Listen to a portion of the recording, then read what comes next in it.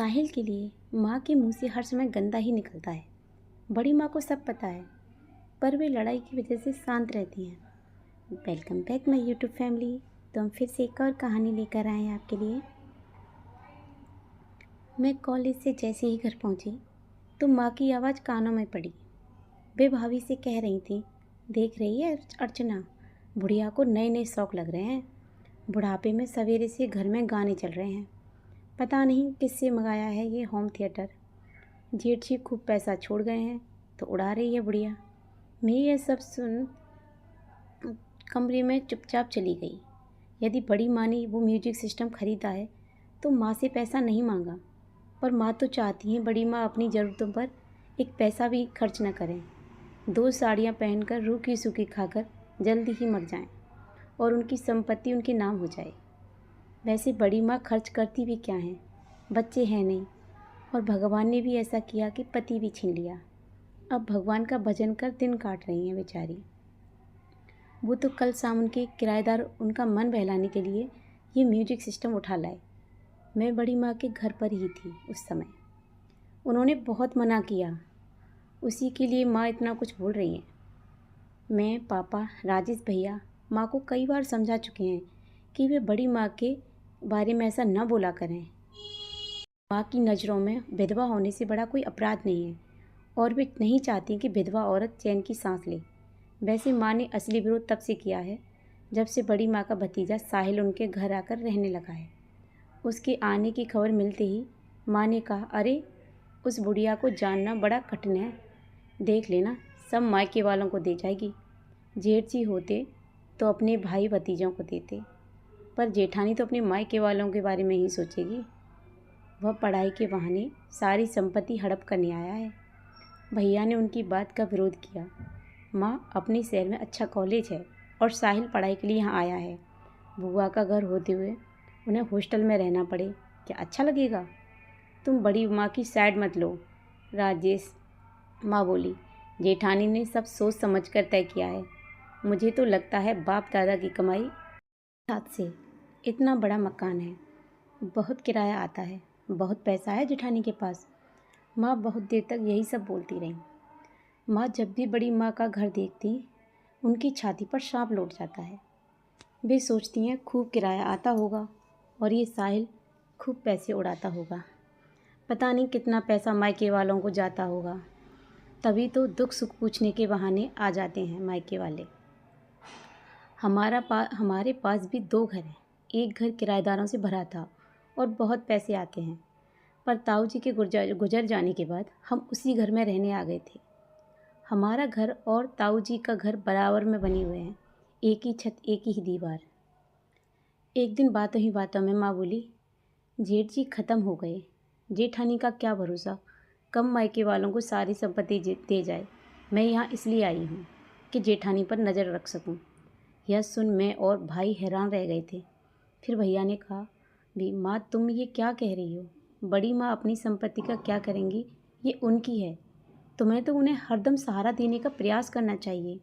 उनका हमारे अलावा है ही कौन? माँ बोली थी, तुम उनके सगे मत बनो, देखना बुढ़िया तुम लोगों को पूछेगी भी नहीं, मायके में भतीजे भाइयों को ही दे जाएगी सब। एक दिन बड़ी माँ ने अपनी अलमारी से साड़ियाँ निकाली और साड़ियों को धूप दिखा रही थी। मैं उनसे एक साड़ी पहनने की जिद कर बैठी। बड़ी माँ बोली, बेटा दिया, जिन्होंने ला कर दी, जब वे ही नहीं रहे तो पहनकर क्या करूँगी? ताऊ जी नहीं तो क्या हुआ बड़ी माँ, हम लोग तो हैं, मेरी खातिर आज पहनो इसे। वे मेरी खुशी के लिए पहनने को तैयार हो गई। उस साड़ी को पहनकर उनका मुरझाया चेहरा दमक उठा था। तभी मुझे आवाज़ देती हुई माँ वहाँ पहुँच गई और बड़ी माँ का यह रूप देखकर जल गई। फिर तो वह साड़ी वाली बात का माँ ने पूरे मोहल्ले में प्रचार कर दिया। बुढ़िया का पहनना देखो, जवान लड़कियों को फेल कर दे। अरे सुहाग ही नहीं रहा तो क्यों करती हैं ये सब? मैंने बोला, माँ ताऊ जी नहीं रहे तो क्या, बड़ी माँ भी घुट घुट कर मर जाएं? देखती नहीं क्या हालत हो गई है उनकी। माँ ने डांटा, बोली, दिया ज़्यादा मत बोल, जेठानी ने मीठी मीठी बातें कर फुसला लिया है तुझे, तभी दिन भर वहीं पड़ी रहती है, पर देखना हाथ कुछ नहीं लगेगा। माँ की बातें सुन मुझे बहुत दुख हुआ। बड़ी माँ की उदास आंखें देख रोना आता है। पर किस मिट्टी की बनी है मेरी माँ, जो एक औरत होकर एक औरत को ही नहीं समझती। ममता भूल इतनी कठोर होती जा रही हैं। बड़ी माँ के लिए ऐसा होता ही है, पैसे का मोह। फिर राजेश भैया की शादी हुई। उन्हें मुँह दिखाई में बड़ी माँ ने एक सोने का सेट दिया। कुछ ज़्यादा पाने की आशा करती माँ गुस्सा हो गई। शादी में आई बुआ से कहने लगी, दीदी तुमने देखा था ना, पहले जिठानी के पास कितने भारी भारी गहने थे, और अब देखो न कुछ पहना न उसमें से कुछ बहू को दिया। उसे तो बस छोटा सा सेट दिया, बाकी जेवर भाई भतीजों को देंगी। क्या पता दे भी चुकी हों, वरना पहनती नहीं। बुआ ने माँ का विरोध नहीं किया, क्योंकि माँ धीरे धीरे उनके भी कान भरती जा रही थी। अब किसी को कुछ नहीं मिलने वाला, सब उनके मायके वालों का समझो। बस फिर क्या था, हमारी इकलौती बुआ और माँ की बैठक शुरू हो गई। जबकि माँ और बुआ की कभी नहीं पटी। जो बुआ अपने धन दौलत का रौब दिखाती, कार में गहनों से लदी आती, और उनको देखकर हम बच्चे उनके पीछे पीछे घूमते। वे सचमुच ही बड़ी माँ से हिस्से की बात कर डालेंगी, ये किसी ने नहीं सोचा था। कैसे बेखौफ होकर कहा था बुआ ने, मानो भाई नहीं रहे तो भाभी से जिस ढंग से चाहो बोलने की छूट मिल गई हो। बड़ी भाभी, तुम तो पूरी संपत्ति पर अकेली कुंडली मार कर बैठी हो। इस घर में मेरा भी हिस्सा बनता है। बड़ी माँ पत्थर हो गई थी। फिर बोली, दीदी जब तक मैं जिंदा हूँ मुझे शांति से रहने दो। मेरे मरने के बाद जो चाहे ले लेना, मैं अपने साथ कुछ नहीं ले जाऊंगी। बड़ी माँ लाचार होकर बोल रही थी, मानो ये घर ताऊ जी का नहीं, बुआ जी की कमाई से बना है, और बुआ चाहे जब उन्हें बेदखल कर सकती है।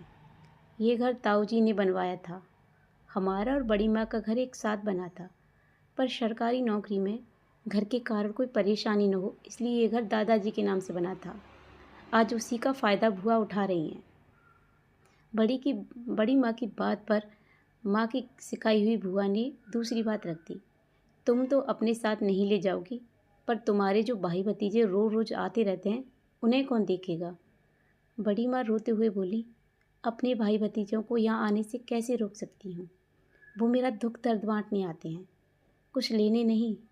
तुम्हारी छोटी भाभी से तो इतना नहीं होता कि कभी मेरे पास आकर दो बातें कर ले। बड़ी माँ की इस बात को सुनकर बुआ मुंह बनाती हुई लौटने लगी। बड़ी माँ ने कहा, मेरे घर में रहो, पर वो बोली, छोटी भाभी के पास ठीक हूँ, कहती हुई निकल गई। घर पहुँच सारी बातें माँ को कह दी। माँ बोली, दीदी अब तुम चुप होकर न बैठ जाना, ताकि हमारा भी हौसला बना रहे, वरना बाप दादाओं की कमाई हाथ से गई। कितना बड़ा घर है, बहुत गहने हैं, और कितना पैसा है। इस बार बुआ कई दिन रुकी थी। बड़ी माँ की संपत्ति को लेकर घर में जो कुछ हो रहा था वह पापा से छुपाया जाता था। फिर भी जब पापा छुट्टी में घर आए तो भाई ने बता दिया, पापा बुआ को न जाने क्या हो गया है। बड़ी माँ से जायदाद की बात कर रही थी। पापा गुस्से से चिल्ला रहे थे, मेरे जीते जी किसी ने भाभी को परेशान किया तो मुझसे बुरा कोई नहीं होगा। माँ बोली, तुम क्यों पढ़ते हो बीच में, दीदी जाने और जिठानी जाने। पापा बोले, हद कर दी तुमने, दीदी को समझाना तो दूर उल्टे तरफदारी कर रही हो। तुम खुद तो भाभी से ऐसा व्यवहार करने लगी हो मानो वे तुम्हारी दुश्मन है। अब दीदी को भी उकसाने लगी हो। भैया के सामने इन्हीं भाभी का तुम और दीदी कितना आदर करती थी, अब वे तुम लोगों को फूटी आंख नहीं सुहाती हैं। माँ ने कहा, अच्छा मैं तो उन्हें देखकर जलती हूँ, पर वो कौन सा मुझे या मेरे बच्चों को अपना मानती हैं। क्या दे देती हैं, उनके लिए तो मायके वाले ही सब कुछ हैं। माँ की इस बात पर पापा गुस्से में बोले, मायके वालों को सब कुछ ना माने तो क्या करें, तुमसे तो इतना भी नहीं होता कि कभी जाकर उनका सुख दुख पूछ लो। अरे अब वे कितने दिन की हैं। राजेश भैया ने पापा की बात पर बोला, पापा ठीक कहते हैं माँ, किसी से कुछ उम्मीद करने से पहले खुद के व्यवहार को सुधारना चाहिए। तुम बड़ी माँ को अपना समझोगी तो वे भी तुमसे अपनी सारी बातें बताएंगी, पर तुम्हें तो उनका खाना पहनना हंसना बोलना सब कुछ अखरता है। अपने इस दबंग और सच बोलने वाले बेटे से माँ हमेशा डरती हैं, इसलिए चुप हो गई। फिर भैया माँ को समझाते रहे और मैं और पापा बड़ी माँ के पास चले गए। आओ देवर जी, बड़ी माँ पापा को देखकर खुश हो गई। पापा बोले, कल वापस जा रहा हूँ भाभी, पर तुम कभी अपने को अकेले मत समझना, मैं हूँ ना। किसी ने कुछ कहा हो तो उसकी बातों में ध्यान मत देना। बड़ी माँ समझ गई वे बुआ की बात कर रहे हैं। फिर वो बोली, तुम लोगों का यह आसरा है। तुम तो जानते हो मुझ बांझ की औलाद नहीं है जो संपत्ति पर हक जताएगी। तुम्हारे बच्चे ही मेरे बच्चे हैं। मेरे मरने के बाद लोग कभी कभी उनकी बड़ी माँ और उनके बच्चों की बड़ी दादी कहकर मुझे याद कर लिया करेंगे। बस मैं तर जाऊंगी। मेरी संपत्ति तुम्हारी है, चाहे रखो या बहन को दो, मुझे क्या। कहते हुए बड़ी माँ तड़प कर रोने लगी। मेरी आंखें नम हो गईं और पापा चुप बैठे रहे। यह सब चल ही रहा था कि अपने दोस्तों के साथ साहिल बुआ बुआ करता आ गया। बुआ जल्दी से चाय बना दो। बड़ी माँ को देखकर वह चौंका। बोला, ये क्या बुआ, रो रो कर बीमार पड़ जाओगी? क्या यही सब करना है? तो मैं हॉस्टल चला जाऊँगा। चलो उठो, चाय पियो और हमें भी पिला दो। भतीजे के सामने बड़ी माँ की एक न चली। आंसू पहुँचती हुई वे चाय बनाने चली गई। साहिल पापा बोला, आप ही समझाइए बुआ को और सब लोगों को। आप तो जानते ही हैं कितनी बीमारी लगा बैठी हैं वे। उन्हें सुख और शांति की ज़रूरत है। पापा ने कहा, मैं तो देखूंगा ही, पर बेटा तुम अपनी बुआ का खास ध्यान रखना। अच्छा हुआ जो तुम यहाँ हो। तुम्हारे कारण वे समय पर बनाती खाती तो हैं। चाय पीकर हम घर पहुँचे। मैं तो चुप थी, पर बड़ी माँ के रोने का असर पापा के दिल पर इतना ज़्यादा हुआ था कि रात के खाने के लिए मना कर दिया और चद्दर तान कर सो गई। माँ की हिम्मत नहीं हुई कि कुछ पूछने की उनसे। मुझसे ही पूछा, मैंने सब बता दिया। तब माँ बोली, ड्रामे करती है। मैं जानती हूँ बड़ी माँ का सब कुछ हमें ही मिलना है। वे अक्सर कहती हैं मुझसे, दिया बेटा मेरा सब कुछ तुम लोगों का है, सब दे जाऊँगी। अभी दे दूँगी तो दूध के मक्खी की तरह फेंक दी जाऊँगी। जब तक मैं हूँ सब कुछ मेरे हाथ में रहेगा। भैया के समझाने पर का माँ पर थोड़ा प्रभाव पड़ा और शायद इसी तरह संपत्ति मिल सके, यही सोच वे दूसरे दिन ही पहुँच गई बड़ी माँ के पास। आज कैसे आना हुआ यशोदा? बड़ी माँ बोली, क्या बताऊँ दीदी, आज तो तुम्हारे देवर ने मुझे बहुत डांटा।